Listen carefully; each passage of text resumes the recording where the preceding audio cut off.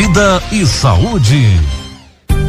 Muito bem, estamos recebendo aqui no estúdio da Rádio Vida FM o médico psiquiatra doutor Jorge Luiz Melo. Primeiramente, boa tarde, doutor. Boa tarde, ouvintes da Rádio Vida FM. É um prazer estar aqui com todos vocês, ouvintes, e quero agradecer ao André Grande e à tia Meire, que está aqui acompanhando a gente, por terem me convidado para participar dessa entrevista. É uma alegria estar aqui. Doutor, eu costumo dizer que nós vamos bater um papo. Sim. Nós vamos ter uma conversa, como é que estávamos tendo ali nos bastidores. Como eu disse para o senhor ali fora, eu fico encantado com a sua especialidade. Eu até usei como exemplo, eu falei, o médico ortopedista, ele vai pegar durante a carreira dele centenas, milhares de fraturas parecidas, não iguais, e que ele já sabe como tratar. Já o psiquiatra, cada paciente é um paciente. A mente humana é muito complexa, então cada dia é uma novidade, né, doutor? Isso.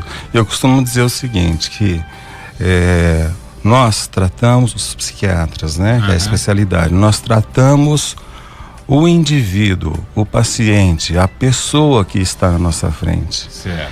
E não a doença. Quer dizer, a doença se manifesta, a doença é um conjunto de sinais e sintomas que se repetem sempre. Certo. O que se diferencia é a forma do paciente, que tem um perfil de personalidade, né?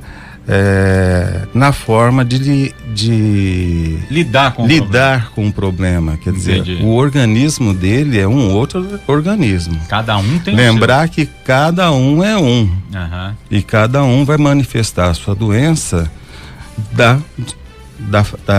da forma que o seu organismo recebe. Exatamente, de acordo com seu padrão de personalidade, vamos dizer assim, seu caráter. Muito bem, nós estávamos conversando ali fora e foi divulgado dias atrás o alto consumo de álcool e drogas em nossa região. E muita gente às vezes tem esse problema e não sabe, tem esse problema e não aceita, e acaba não procurando ajuda profissional para enfrentar esse tipo de problema. O dependente, ele pode ser químico, farmacológico, a dependência, doutor, não é somente naquilo que a gente fala por aí, né? O cara é viciado em maconha, crack, cocaína, existem vários tipos de dependências, né, doutor? Isso, a palavra dependência, ela pode ser arremetida, por exemplo, à dependência afetiva. Sim. Né? Então, por exemplo, a dependência a drogas é só um tipo de dependência. Né? Por exemplo, existem relacionamentos entre casais onde a dependência de um é tão grande em relação ao outro que essa dependência é também patológica. É uma doença. É uma doença também. A gente, que fique muito bem claro aqui, a dependência é uma doença, né? A dependência é uma doença. A pessoa não é um usuário de drogas, não é um alcoólatra por ser envergonhice, igual muita gente pensa. Isso, acho que a primeira questão que você está colocando é muito importante. Em primeiro lugar, nós não podemos julgar, né, o indivíduo que é dependente químico, seja ele qual for, porque o julgamento e o preconceito vai nos tornar cego em relação a uma doença muito séria e que está presente no mundo inteiro e em nossas famílias. Quer dizer, quem não tem em sua família uma pessoa que seja portadora de uma dependência, no caso química aqui, como nós estamos dizendo. Entendeu? Então, se nós começarmos pelo julgamento, nós nos tornamos cegos e aí nós não vemos as verdadeiras necessidades que o portador da doença necessita. Que é aquilo que o senhor também, nós estávamos conversando, não é só o dependente que precisa se cuidar, precisa procurar ajuda, precisa se tratar. Isso é um tema muito importante. Quer dizer, todo dependente químico, para todo dependente químico existe o codependente. Então é uma parceria, entendeu? Então, por exemplo, o dependente químico é o usuário das drogas. Sim. O codependente é aquele que faz parceria com ele e precisa cuidar do dependente químico, até por questões de ordem afetiva.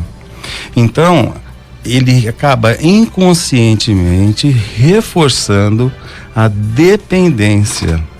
Então, se ele não se tratar, ele prejudica ainda mais o outro. Isso. Então, dizem, um professor meu, eu me lembrei agora, Fernando de Freitas, dizia sempre que era mais difícil tratar o codependente do que o dependente, porque o codependente precisa do dependente, do jeito que ele está, dependente. Por quê? Aí ele vai cuidar, entendeu? Ele assume a responsabilidade, ele não transfere a responsabilidade para o dependente, seja, por exemplo, mãe, citando um exemplo aqui, Sim. né? Na verdade, a família toda, mas sendo mais específico, a mãe e um filho, por exemplo, né? Quer dizer, a mãe, ela assume um papel onde ela vai querer proteger o filho, e aí ela tem uma série de comportamentos onde ela acaba reforçando a dependência e tirando a responsabilidade do filho assumir a sua responsabilidade por estar numa situação de dependência química. Ainda mais que dizem, se eu tiver errado, o senhor me corrija, que o dependente, ele é uma pessoa muito manipuladora.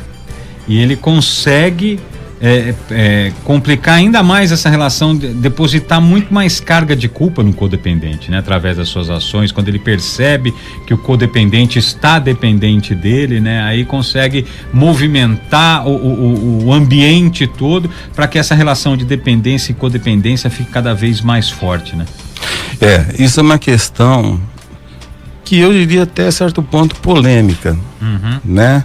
Porque o que nós visualizamos em termos de dependência química, quer dizer, por detrás de uma dependência química tem uma personalidade, um caráter, Sim. tá certo? E existe uma variabilidade muito grande de caráter, entendeu?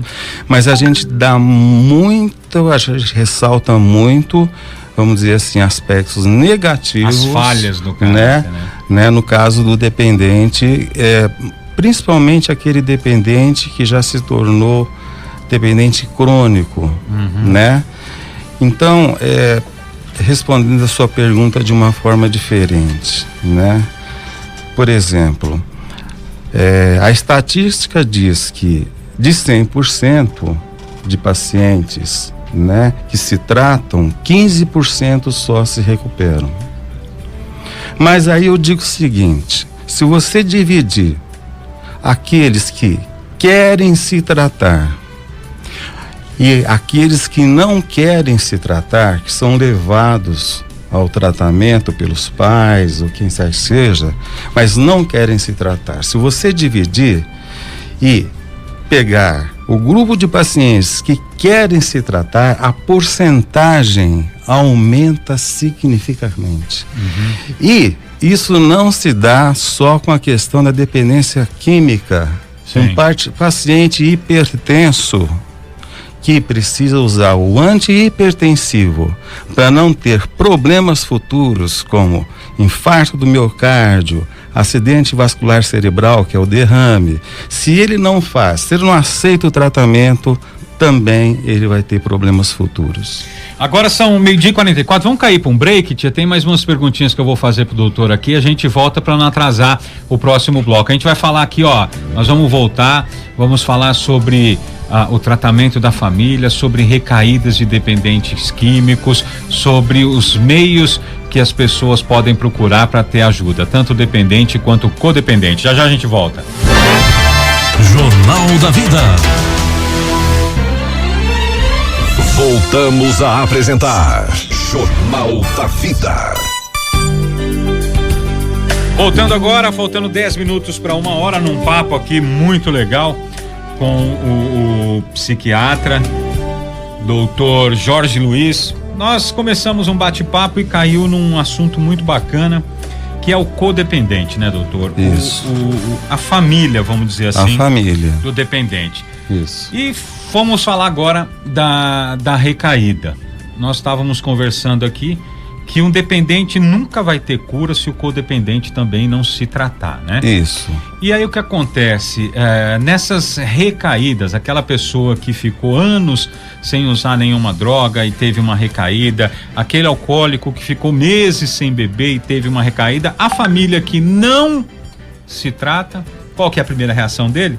Julgar, condenar, brigar, afrontar, enfrentar. Isso. E pelo que a gente estava conversando, esse é o caminho totalmente errado. Isso. Esse é o caminho, vamos dizer assim, do codependente, que é também doente. Ele assumindo uma posição de doença, ele vai fazer julgamentos, críticas, e aí como que o dependente vai receber isso? Ele vai receber isso de uma forma muito negativa, quer dizer, realmente eu não presto, não valo para nada, e aí é um reforço, a família acaba reforçando uma situação de recaída. É aquela a pessoa vai invernar. Dita, né? Inverna nas drogas, né? Ao contrário. A recaída deixa de ser eventual para prosseguir, entendeu? Aí por conta do comportamento da família. Entendi. Né? Ao contrário, se a família tem uma postura saudável, né? No sentido de acolher esse paciente, esse portador, né, da doença, meu filho, olha, você recaiu, não tem problema nenhum, mas nós já vamos tomar providências, porque isso faz parte do processo. Nós estamos bem informados sobre isso, então vamos retomar o tratamento agora e já vamos em frente. Quer dizer, muitas vezes isso depende já de uma relação anterior, quer dizer, formada. Porque para você dizer isso ao Léo, quer dizer, para quem não está, para um codependente que ou uma família que não esteja se tratando, é difícil. Mas para quem se tratou, quer dizer, a família se posicionou diante do dependente como responsável também pela situação de doença do outro, aí sim ele está vendo a realidade. Seria então, doutor, desculpe te interromper, eu não sei se eu ainda tinha mais alguma coisa no raciocínio, mas seria... Não, aí eu diria assim, aí o comportamento seria saudável. Entendi. E aí a recaída não se prolongaria. Entendi. Seria então um caso, doutor, da aceitação do problema ser primeiro do codependente? Justamente. Exatamente. Porque todo mundo fica esperando que o dependente se aceite, que o dependente reconheça a doença, correto, que o dependente peça ajuda, e aí ninguém procura nada. Ou seja, o codependente primeiro tem que procurar para aprender. Seria mais ou menos assim. O codependente, ele diria assim: eu, que sou codependente do dependente, assumo a responsabilidade também de participar desta doença. Perfeito, que fique claro que o codependente, ele não está assumindo culpa. Isso. Ele vai participar de um processo de recuperação. Isso. Só que para ajudar o dependente, ele precisa estar pronto para isso. Isso. E ele está dentro do processo de doença. Entendeu? Quer dizer, então o codependente é um dependente também. Entendi. Dependente do outro. Entendi. Né? Perfeito. Voltando para um exemplo bem prático que o senhor usou ali há pouco, um exemplo. O seu marido tem hipertensão. Ele tem que se cuidar. Se ele não aceita isso, você tem que se preparar para ajudá-lo a se cuidar. Sim. Né? Sim. Então, quer dizer, a esposa tá ali para falar, olha, você tem um problema, você tem que tomar seu remédio todo dia, eu vou te ajudar a acompanhar isso, eu vou te dar o remédio, eu vou te dar a mão, nós vamos enfrentar isso junto. Seria mais ou menos isso. O dependente químico tem um problema, o filho tem um problema, a mãe primeiro reconhece o problema, procura ajuda para saber como dar a mão para esse filho e seguirem no tratamento. Isso, mas uma questão que deve ser abordada em relação a essa questão, nós usamos a questão, por exemplo, do paciente hipertenso. Ele tem que assumir a responsabilidade de que ele é hipertenso e que ele corre risco de vida, Sim. né? Se a pressão subir, de repente ele sofrer, enfim, as doenças que nós dissemos aqui. Então, ele tem que assumir a responsabilidade em se tratar. Então, é ele que vai ao médico regularmente, é ele que vai tomar as medicações, Sim. ele vai ficar responsável em verificar a pressão regularmente. Quer dizer, ele assume o papel de doente e toma as providências necessárias de autocuidado. Quer dizer, não vai ser uma outra pessoa Sim. que vai transferir a responsabilidade e dar um remedinho na boca. Entendi. Tá aqui, ó. Entendi. O remedinho separado na mesa para você, entendeu? Perfeito. Porque o dia que não tiver separado, ele não toma. Doutor, são 12h56, infelizmente, é igual nós conversamos lá fora, é muito assunto, muita dúvida. Muito Tem gente querendo saber até de outros transtornos, como o TDAH. Sim, que é muito... Essas coisas todas que nós vamos fazer o seguinte, eu vou assumir com o senhor vai assumir um compromisso comigo agora. Sim. Nós vamos estar aqui com mais frequência, Ótimo. tratando desse assunto. O assunto do codependente ainda não acabou, nós vamos voltar nesse assunto numa próxima ele é oportunidade. muito importante.